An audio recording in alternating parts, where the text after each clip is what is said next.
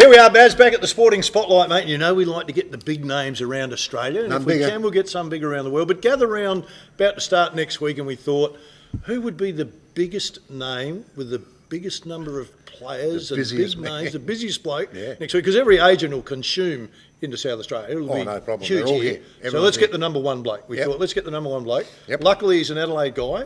Super. So I know we're lucky to get him because normally he's modelling. He does a lot of stuff for Cleo, doesn't he? We're talking about the great Terry Lindblom joins us. Thanks, Terry, how are you, mate? Good. And I'm only big in this state. Are you, mate? The others, You're big enough, mate. You're big enough. We're big enough. Hey, mate, let's talk about representing people and creating an agency. And what drew you to it? Well, I started when I was 17. I started as a bouncer, and I used to be a bouncer here in Adelaide. No, I used to. Sam's.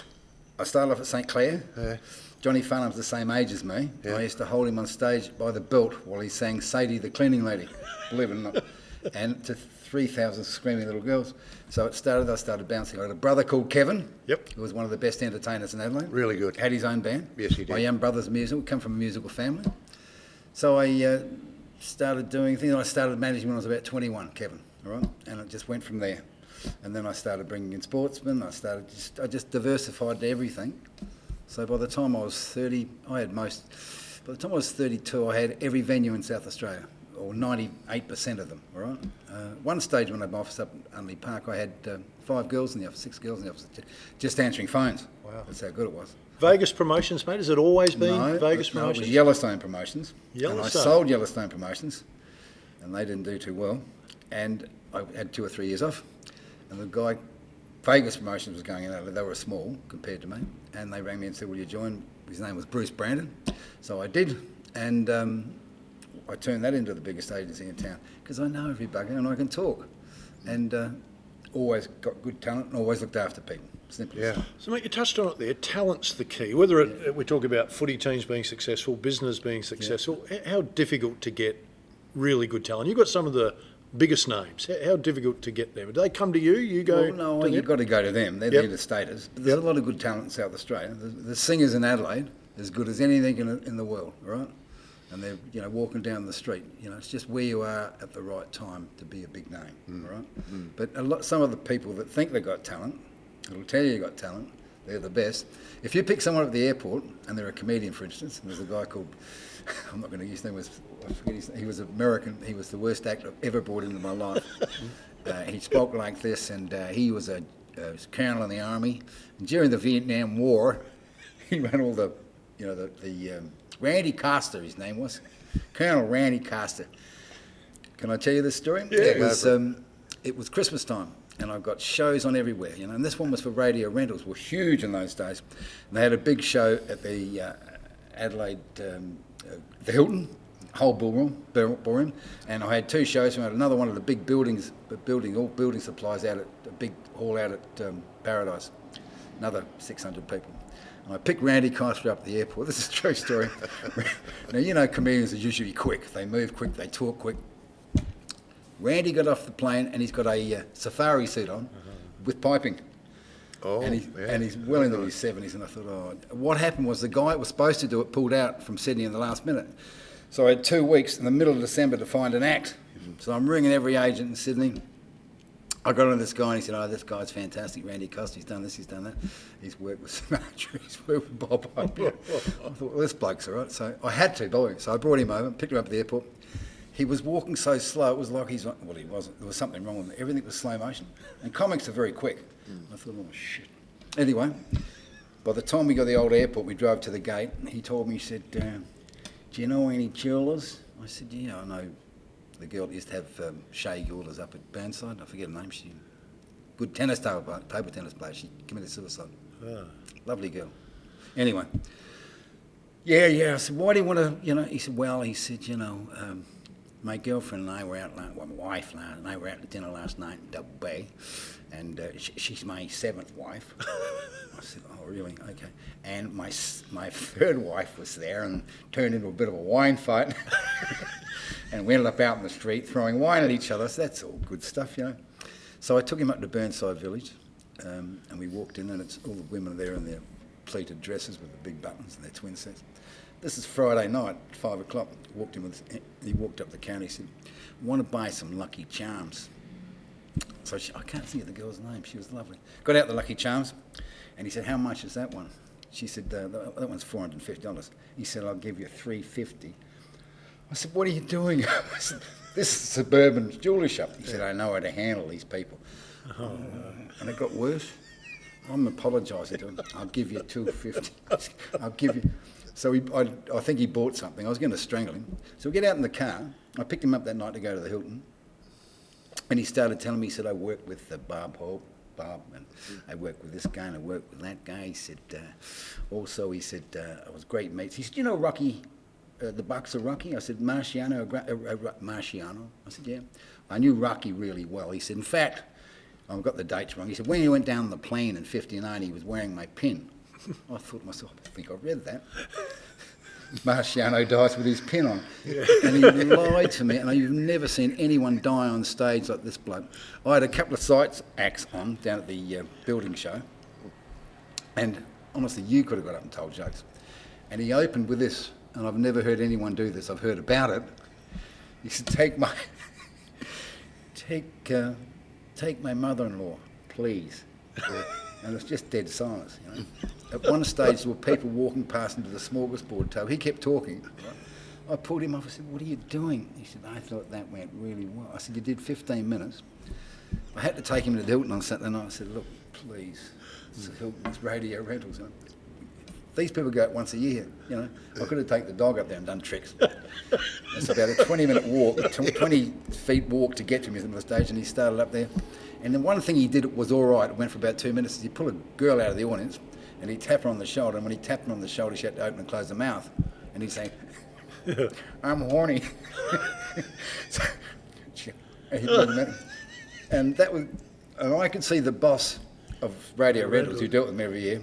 And around the Hilton Ballroom, there's these little doorways about 3 feet wide where they bring the food. Yeah. So I'm outside, and I can see him looking for me.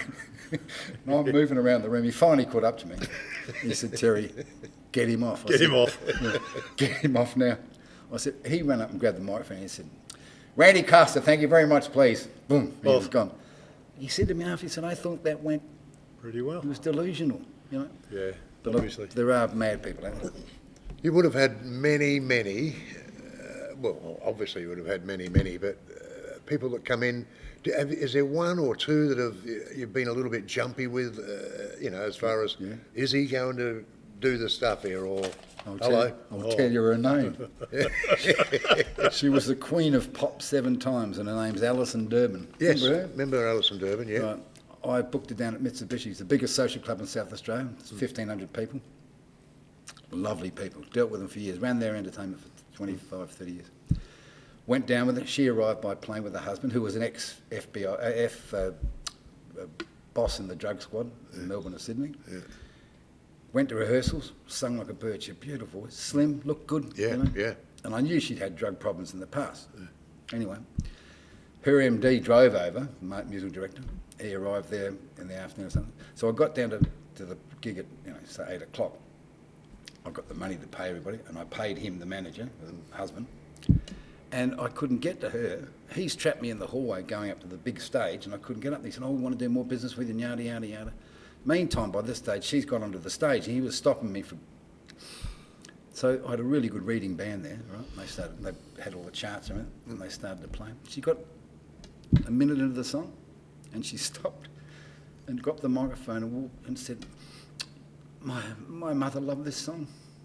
She really, and started crying. The keyboard player's like this. By this stage, she's sitting on his lap. He's going, she wandered off into the crowd. The spotlight guy couldn't find her. She was off her tree. She was over in the corner sitting on some bloke's lap talking about her mother. That was the most embarrassing night of my life. And there's a woman that won 7... Yeah, she did. Yeah. Queen of Pops or whatever she was, yeah. Mate, we talk about dealing with these people. Tell us about your experience, mate, at the Oscars, the Logies, of red carpeted, mate. Yeah, what's that like? Well, I've been looking after Ann Wills for years. Great lady. She used to do movie scene. Yep. And she said, "Oh, Terry, you want to come to the..." And he ran in, and now when he got it, she said, "Terry, do you want to come to the Oscars?" Who wouldn't want to do that? So she said, "I'll get you a ticket." It took her 4 years, because you can't buy a ticket. When you arrive there, 350 people go in, about 50,000 watch it. They build they call bleachers, right, like the football, right? Okay. And I think Spook Daddy or Spook, whatever his name was, in front of us. Jack Nicholson was behind us. And you pull up over the Hugo Boss on. I looked all right in those days. And Anne said, look, the Americans are stupid. They'll think you're someone, right? So I've got out of the car and they're cheering. I'm waving back. I'm originally from Woodville South. Anyway, got inside and I thought to myself, at the time they were looking for a new James Bond. And Anne just say, Terry, you'd make a great James Bond.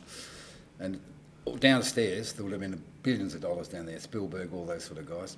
But when you get there, they take everything away from you. They except your underpants. They take your phone. Twice. These big security guys, the CIA or whatever. If you were to bomb downstairs there, imagine what damage you do. Plus, you kill all the rich Jews in America. Yep. So we got in there, and because Anne knew the guy running the Oscars, you're not allowed to take photos in there. But we got photos through this guy. He was taking photos for us. No one else had photos except the press when they come in. We walked down the red carpet. So we get in there, and the terrible thing was that year, the main movie was about two gay cowboys. I forget what it was called. Breakback Mountain. Oh, yeah. I watched 5 minutes on the plane. I thought, gee, they won it, okay? Yeah. So, fantastic. Down under the stage, they've got a 50, 100-piece orchestra playing all the old themes. That make the hair stand up on the back of your head. So at half-time, or whatever you want to call it, they have a break. There's a big marble ballroom, which you can go out and have a cigarette, because I was smoking in those days. So I got up to the ballroom. Anne Wills was already out there, and when I got there, suddenly to the side, this girl appeared next to me. She'd be 5'11", bare feet. And I opened the door, and she said, no, you go first. I said, now listen, you get for that door now. And she picked the accent, because they like Australians. Yep. She said, no. I said, now listen, you get for that doorway now. We had this little tete-a-tete for about 10 seconds. And she was smiling at me, and I was smiling at her, and I'm an old playboy. But I had a girlfriend back here in Adelaide, So I walked off. She went to the right. I went to the left, and I thought, I'll just have a look at her, because she appeared right next to me. And I looked at her, and she was about 10 feet. And she looked around too. I smiled. She smiled. So she went over, and she's standing with her group, and we're looking at each other, and she's grinning at me, I'm grinning. I said, Anne, see that bird over there? That woman over there? You can't say bird anymore. And she said, yeah, or person over there. She said, that woman over there, that person in the dress. I said, and she was looking over smile. I said, I can have a go at her. I won't tell you what she said. She put an F in it. She said, that's Irma Thurman. I could be Mrs. Irma Thurman. Anyway, I told my son about it, and he put an F in it too. He said, Dad, you're an effing idiot. I said, she's probably in Hollywood right now saying, I met Terry Lindblom. She probably dropped your name. That's how she got all the big roles, mate. I don't think so. Yeah. But it was good. Everyone in Los Angeles is an act. Every place you go into, because we stayed in Hollywood, and you say to the waiter, you're studying? No, I'm a stand-up comic. Come and see my show. Stand-up comic. I'm an actress. Yeah. But no, it was good. Everybody's the same there, aren't they? It's an acting town. Yeah. And my hero, I love him, Jack Nicholson, come out, and he walked down the stage like you'd walk into a barbecue. Yeah. Just strolled out there casual, made a little speech. Fantastic. Brilliant. He's got an aura about him. I love him. Mate, there's always a funny story. There's always stories that you've got that other people haven't heard, mate. Have you got one you could share with us? I will. You'd have to have 1,000. This one's going to cause... Chaos? I reckon, I can't remember. It was the grand final. Footy? Yep. And it was... I can't even remember who was playing. But Be Ports. I don't know about that. It was at Footy Park, and it was packed. It was before the AFL started here. I had Ricky May there. Ricky's one of the nicest blokes you'd ever meet. He would have been 5'9". He had bigger boobs than women. He was huge, right? Yeah. And he had his stomach stapled, and nothing worked, right? And we'd have lunch, and I'd have a chicken salad. He'd have a hamburger, chips, Coke, milkshake, I said, Rick, you're gonna kill it, and it smoked like a train. He said, Rick, you're gonna kill it. He said, yeah, I know. Nothing I can do about it. But he was and he could sing. So we went down to Football Park, and just the day before, do a rehearsal. He walked out to the middle of the oval and walked back. He said, do people run around here? I said, yeah. This is just walking out and walking back. So we went through the songs. What he was going to do, he was going to do a trilogy of little songs, just a little bit like Candyman or whatever. Then he was going to go into the big song, Advance Australia Fair. Is that how? Yeah. Yep. Yeah. So we got down there. No one knows about this story. I had a house at Unley Park, and my office was there too. He stayed at my place at Unley Park. So I get up in the morning, and we're heading down to Footy Park, it's probably 11 o'clock. And I had a Mercedes Sports. He said, take the hood off. I said, mate, he said, take the hood off, buddy, take it off. So I took the hood off. We drove down there. We got to the start of the boulevard, and there's cars stacked bumper to bumper, coppers everywhere, people walking on him. I'm sitting there driving the car, so I could smell marijuana. I thought, Jesus. He's pulled out a baseball bat out of his pocket, a joint. I went to him, I said, what are you doing? He said, it's all right, buddy, no one will know. I said, no one will know. I'm in a red Mercedes Sports with Ricky May smoking a joint. Anyway, I said, put it out. He said, no. I said, put it out. So he put it out. I said, Rick. He said, no, buddy. I said, Rick, you can't do that sort of stuff, all right? So we finally get down there. Who's the boss? What was his name? Lee Wicker. Lee Wicker took us up and put us in his office. No one knows this. Lee doesn't know it. No one knows it. Put us in his office. All the windows up there aren't open. You can't open them. They're all sealed. That's right. Yeah. Oh, he's in Lee Wicker's office. Right? Oh, no. He said, I'm hungry, mate. I said, yeah. I went downstairs and he wanted 2 hamburgers and chips and Coke, and which I got. I had a chicken sandwich. So I brought it up. As the lift's open, we're the only ones up there. As the lift opened, I could smell it again. Yep. He's just lit up. I said, what are you doing?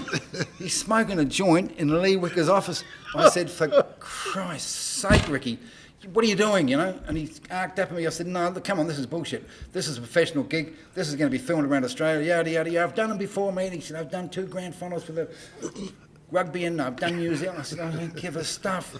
This is the boss's office. And I couldn't pull him out and take him home then. And he was used to doing it.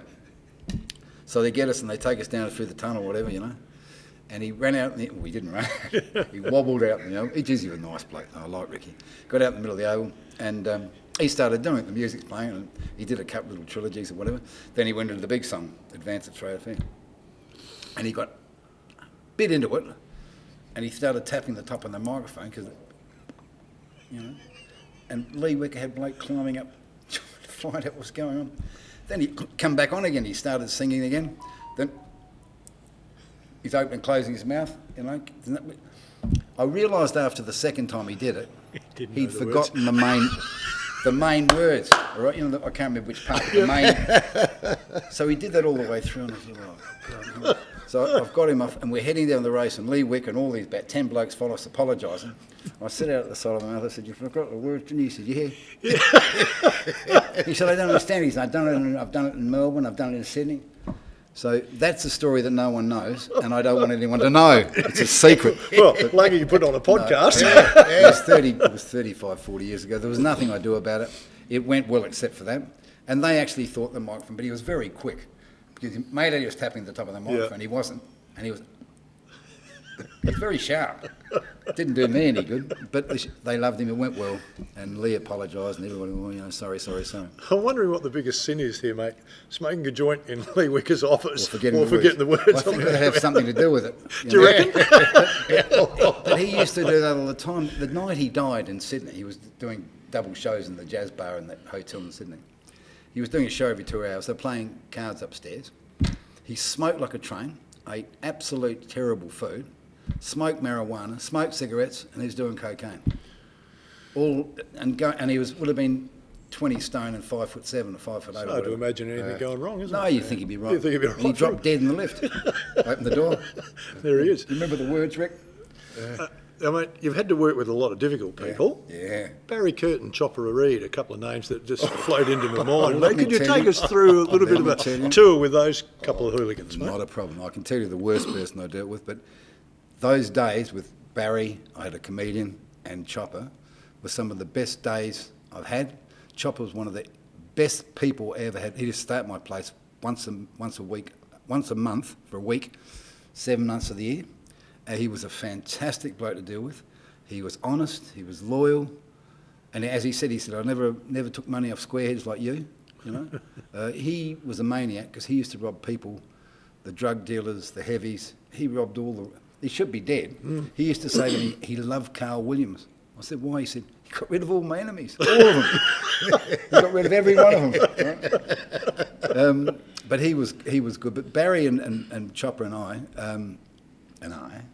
They were good days, and we laughed and laughed and laughed. And Barry will tell you, Chopper wasn't a bad guy. He was scary. No, he says that. If you didn't know him. Yeah. But Barry wants to tell the story, and this is a true story. I think we left Port Augusta. Was it Port Augusta, Barry?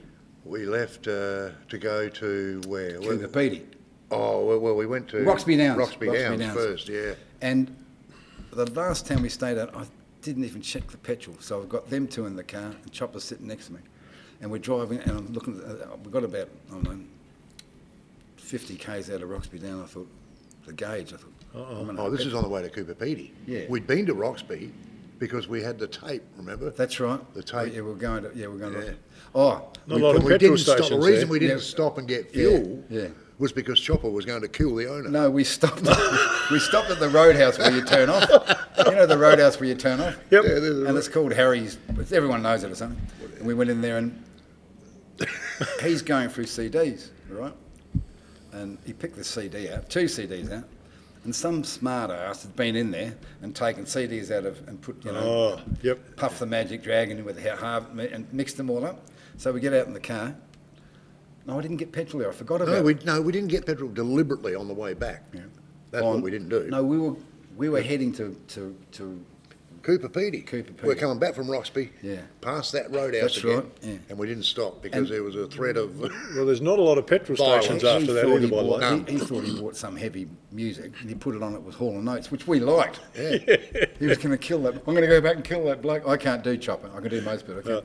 He was going to go and kill this bloke. But we headed out of there, and I got about 50 k's out of Roxby, Out of Cooper Pedy. Cooper Pedy, Yeah.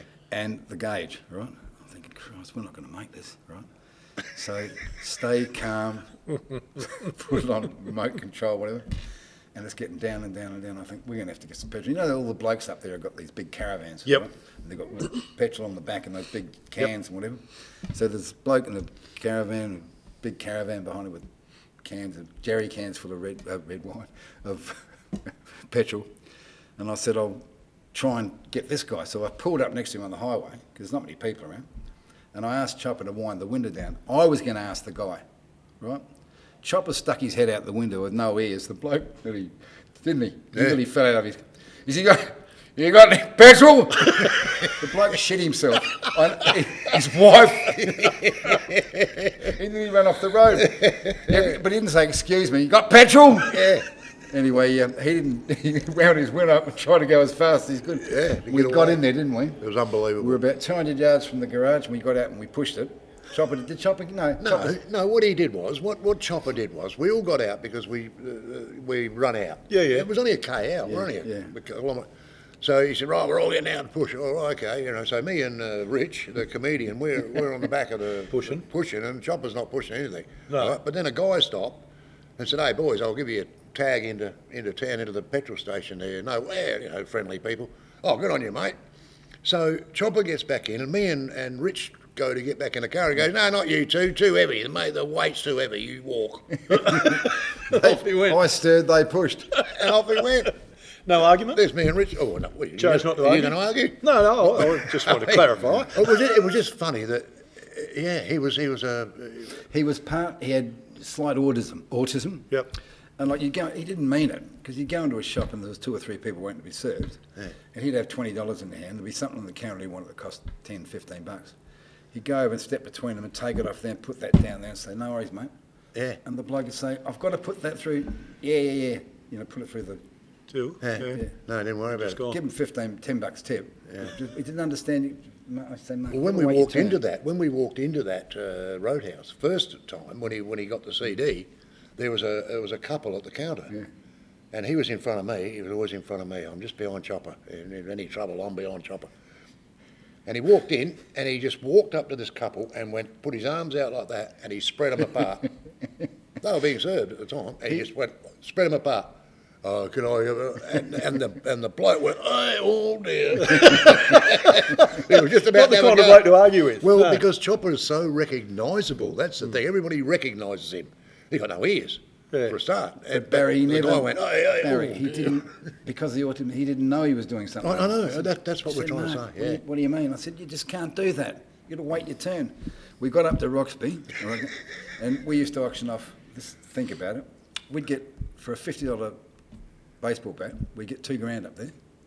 Room full of And they're 200 that long. blokes, 200 blokes, machetes, anything that you could sign, right? And they'd line up, you know. To have it. Anyway, I'm up there this night. We've been doing this for months. I looked after him for years. So I'm up there this night, and 250 men, blokes, you know, and they've all bought a baseball bat or a bloody machete or a dagger, something you could injure someone with. Handgun, And I'm having rifle. a couple of drinks because we're staying the night, and I had a thought, which is I should have done earlier, and I thought, what if a fight broke out here?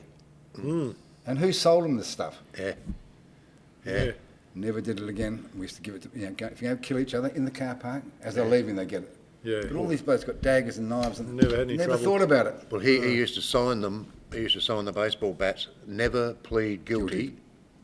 Mark Brandon Reed. That's how he used to sign them. And people would line up for him. Yeah. I was auctioning them there for a start. But in the end, it was like, who wants them? People just kept coming out and getting them. And paid And them the other thing that was there, which really surprised me, was the first 3 or 4 rows of people, and they were always packed. Every show we did, packed, were women. And really good-looking women. Yeah. Because I thought naturally, I've dragged them in. Yeah, Again. no, yeah, fair. I've dragged them in again. Yeah. It was Chopper. Oh, yeah. They just loved Chopper. Everyone loved Chopper. He's a character, wasn't he? He's just a guy that. I miss him. Yeah, he was. But some of the. His wife's still a good friend of mine. I think those trips that I did with Chopper were Good fun. were probably the best ones I've done because for laughs and for just unbelievable. It was just an unbelievable time. Tour. And the only one that my wife Shelley has ever sort of thought, hang on, I'm not sure I want you to do this one. I'm not sure no, I'll be right. She goes, but it's Chopper Reed. Because I said to her when we got home from that first trip, Chopper's got nowhere to go, so I've got him coming up here for a few days. He's going to stay in the back room. She would have been one of the ladies not in the front row. Not the I had a front house row, at yeah. Malvern, which is a very good area. Yep. And there's a cafe in Duthie Street, the Duthie Street Cafe. And I'd take him in there in the morning, at 10 or 11 o'clock, and have something to eat, coffee. And some of the old ladies, you could see, they drop their cup. Yeah. But he wasn't a nasty bloke. He would have, he was good. No. People. He was a good bloke. He was fine. If you think about this, Phil, when we went to do the functions, when you get to a place, we would have lunch first, then go and look at the venue, and then go back to the room and have a bit of a kip or whatever for the show that night. So you're at lunch in a pub. You got this bloke here who's 6'20" or whatever he is. I used to be 6 foot. Chopper's huge, Yeah. right? Then you got me and Rich, the comedian, but you're sitting with Chopper. Yeah. You don't think about that, but the table over there is looking over at your recognise table. him. They know who he is, so they're looking at you going, well, hang on, who's he? Yeah. What's he doing? It I was wouldn't have approached us. it was a weird feeling. It was a weird feeling. It's interesting, mate. We talk about Chopper and people form opinions on people that you work with and they go, don't really like him, I'm scared of Chopper Reed. Sammy Newman, mate. I know you've spent a lot of time with Sammy, and I get to functions, I spend a lot of time defending Sammy, saying he's not what you think. Have you had to do, and let's talk about Sammy. He's just a highly intelligent, ripping bloke, gives a lot to charity. It really upsets me. Yeah. Sam and I, with his wife who died, Amanda, Yeah, and the sad girl story. I was going out with, Yep. we went to Europe for 6 weeks. Yep. We're good mates. All right? Yep. And Sam is, and I've said this many times, he's the most honest, generous, brave man I've ever met. Yeah. And he's super intelligent. And I've often said to Sam, the most hated people in the world are people that tell the truth. And Sam, he always says, it's only my opinion, and they jump into him. Even now, Yeah. I've had gigs set up and 3 women on the committee said, it's not a good idea. Why? Yeah. They don't even come to the gigs. That's right. I had one just recently, a sportsman's night. I'm not going to, coming up, Yep. gather around. I'm not going to say where I went. And I had, who did I get? Champion, North Melbourne, gets in trouble, keeps his Wayne Carey, Wayne Carey. another good fella. Wayne's a nice bloke, terrific bloke. They said, Made some yeah, mistakes, we'll but- take him, yada, yada, yada. Settle it up. About to send the contracts. He ran me and said, no, Terry, we're not, can't go ahead with that one. I said, why? He said, 2 of the girls on the committee don't think it's a good idea. Bingo. Yeah. I said, the 2 girls on the committee, do they come to the show? Yeah. Oh, I'm not sure. We've got 200 blokes and 10 women, and they don't like it. Yeah, that's right. I'd like to join a women's club where I could come along and say, I don't like that girl. Yeah. I'd get thrown out. Yeah. Mate, you do the best impressions of Sam Newman I've ever heard. I do a good impression. You do a very good one. But he's easy to do when you spend time with him. Yes. He says. But is he misjudged? Oh shit, yeah. Yeah. Sam's one of the. You wouldn't meet a nicer. Years ago I'd bring women along that I was going out with. I say, I don't like that Sam Newman. He's a misogynist. He's this. He's that. After about a couple of hours, I say, he's nothing what I thought he'd be. He said he's a lovely guy. Sam cares. Everybody says the same Sam thing. cares about people. Yeah. Yes. Yeah. But Sam does things like this. We're in.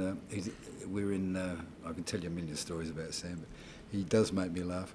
We were in Paris and we're walking along, and my girl and I had gone into town on this, those double-decker bus, or in town, those buses you sit up the top, they're all open. And there was a big guy, about 35, 40, bodybuilder, big, well-built, good-looking bloke, and his boyfriend with him. Right, this is back 15 years ago, and they were holding hands. Right, I didn't take it. It was Saturday morning. Who cares? So we met up with Sam and Amanda, and we were going out to have lunch or something. And we got, remember the old days in, like on Rundle Mall when there'd be a big crowd of people crossing the road? Yeah. It was like that, Paris. And these two guys are walking in front of us. And no, it's nothing I said, but they got up to the lights, all right? This is 11 o'clock on a Saturday morning, and they've turned to each other having a big pash, right? And Sam's, now Terry, that's bullshit. Now that is grandstanding. I'm going to go and say something. I said, no, that is just bullshit. We wouldn't do it to a woman at 11 o'clock on a Saturday. I said, Sam, no, that is bullshit. And I said, Sam, he went over and stood behind him. He didn't say anything. But Sam's very principled about old-fashioned about things. He didn't care if they were gay, but you don't do that on a Saturday morning in front of people. That's disgraceful. That is grandstanding. And he won't let it go. The other day, Ann Wills she came in and gave me all this. I don't know how to do it. Anne's always got presents for me. She comes here. Lovely lady. There's $10,000 wrapped. She's given me about $20,000 of these things. That looks just like a $100 note. I'll show you. I've got one of them. I could show you. They look just like a $100 note. So I thought, just for fun, I'll send $1,000 over to Sam. And when Sam gets something in his claw, he won't let it go.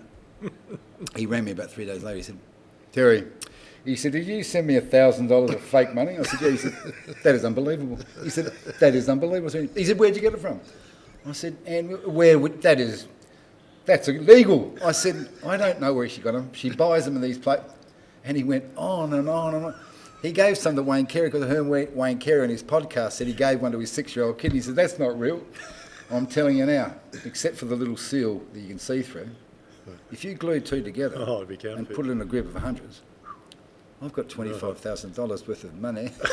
If anyone wants to lend money, ring me. Mate, have you got a couple of faves? Have you got a couple of faves over the journey? I mean, you've been here a long time, mate. Is there a couple of favourites? Sportsman-wise, I've got a few. Yep. Dougie Hawkins. Great man. Nicest man you'd meet in a day's march. Yep. Greg Ritchie's a good mate. Mahatma. Funny man. Sam is my favourite. Yep. He's my mate. And they're all, though there's 4 or 5 blokes that are good mates, and I've known them for years. Showbiz side, on the showbiz side, is there a couple there? Number one, and Barry will know, and he's a mate of mine, married to Jane Scully. He was the best corporate comedian for 30 or 40 years. His name's Paul Martel. He works out of Sydney. Brilliant. He doesn't. You think I do a good impersonation of Jack Nicholson? I do Jack Nicholson, but he does. He's the best. He's brilliant. And you would have seen him. He doesn't swear. He comes out in a tuxedo. Funny. He's plus being a great bloke. He's the best entertainer, comedian in Australia. Absolutely. But he's retiring now. Hey, Terry, I listened to you talking. I know Bazz has spent a lot of time here, and he talks about it with a great fondness. It appears that sometimes with agents, mate, it appears that it's just business transaction. I get you a gig, here's your money, see you later. You seem to have formed this really good friendship with quite a lot of them. With some you can. Yes. But, there's Some you can't? Oh, look, there's a guy called, you've got to be careful, his name's Ostentatious. Yep. He is singularly the worst act in Australia. I can't believe it. I booked him once. I brought him in for 5 gigs once. And the first one was at St Paul's, and it was the Allens. Remember the Allens used to own St Paul's, and they had the Hackney Hotel as well? Yeah. And place was packed, and he got up on stage, and I can't repeat the first joke he told, but it was about, you've been in those shoes all day, you might know the joke I'm talking about. That was his opening line, and just disgraceful. And every show I took to him, it just got worse and worse. In the end, we did the last one at the Lakes Resort where he died, and it would have been 12 12:30 at night, and before we went home, we went to that bar there at the back, that Butte bar. When I'm drunk, I'm funny. And I'm being funny. Not telling jokes, just being funny. Yeah. And blokes are saying to him, you should be managing Terry. Yeah. I picked him up at the Hackney Hotel, and I got to the Hackney Hotel. He wouldn't let me pick him up at the airport. So I'm walking around the Hackney Hotel, I'm asking barmaids, I'm looking for a big, tall bloke. He's big, about 6'4". No. And it's, it's getting near time. So I went into this other bar and I said to the guy, he said, a guy went in there about half an hour ago, but he said, that room's closed. So I went into this room, he's on drugs obviously, I opened the door and it's complete darkness. I'm looking around, and I can't remember his first name, I yelled out. He said, yeah, mate, he's sitting in a booth in the dark. I said, what are you doing? He said, I'm waiting for you. I said, how would I know you were in here? Anyway, let's go and do it. So we did it. We're driving back down, he's got 2 more shows to do for the next day. He had a big fat guy, used to ring me up all the time from Sydney, was his agent, and he had a cold 24/7. Oh, yeah. He didn't take cocaine, but he still liked the smell. Anyway. He was off his tree eating hamburgers. Terry's a big fat guy. Give me a hamburger today, I'll pay you for 2 tomorrow. Anyway, so we're driving down the Port Road, and he's doing this on the dashboard of the car. Looking straight ahead, sunglasses, 11:30, 12 o'clock at night. He said to me, not paying double commissions. I said, what are you talking about? He said, not paying a double. I said, what are you talking about? He said, not paying you and Fred. I said, I don't care what you're paying Fred. Fred's giving me your fee. I put my money on top. You're paying me. Not paying doubles. This is by the brewery. And I'm holding the steering wheel like this by now because I've had a gutful of this guy. So by the time we got to the Hilton, I've lost it, all right? And I've pushed the door open in the Mercedes Sports again. And I said, you'll pay me. I haven't paid him for any gigs yet. I said, you've got 2 more to do tomorrow, and you're going to do them, and I never want to see you again. And I pushed him out on the road, on the footpath, right? Can't remember his name. He's a Jewish, but very intelligent. He's a professor or something. Yeah. He did a job for me up at Stony for Winery, and I put a comedian on before him just to warm the crowd up, who's quite a good comedian, Adelaide comedian. Yeah. And he sat around to watch him, see his show when he came on, and he spent the first 15 minutes bagging this bloke, using him as a prop. He's just an ordinary. He's probably the worst I've ever brought in town, ever. Wow. Mate, Vegas Promotions, a massive company in Adelaide. You're the biggest, without doubt, in Adelaide. So you've still got the energy, mate. You're still doing it. No, I'm starting to wind down. Yeah, I'm getting. I'm so old. When I was born, the Dead Sea was just sick. I'm making it a bit smaller, if you know what I mean. You know? You keep totting up those one-liners, mate. No. I've got a guy who's coming into business with me. Yep. And he's going to look after the entertainment side of it. Yep. He's a terrific bloke. He's got 4 bands. And him and his wife used to tour the world. They used to he lived in Dubai for a year doing all the hard rock cafes and everything. Yeah. And he's going to come in with me. And from the moment he rang me when he was coming to Adelaide, and I've been looking after him for the last 10 years. And he's as honest as the day's long. Him and his wife, she's a German girl. And never, if anyone approached him, say, no, Terry, or ring Terry, all right? Yep. And we've had this rapport. And he's the perfect bloke, because the people I deal with, I've been dealing with them for years, and especially my good mates. And he's the perfect bloke to take over and help me out. Vegas Promotions Christmas party, mate. It's one of the biggest events. Yeah, you have, in fairness, mate, invited me 3 or 4 times while I've been away, but will they still continue, mate? No, because it's not quite 500 people, free grogs. You know, none of those people, after the gig stopped, don't even send me a phone call, ring me up. Thank you card, nothing. Yeah, it's interesting. And they drank my drink.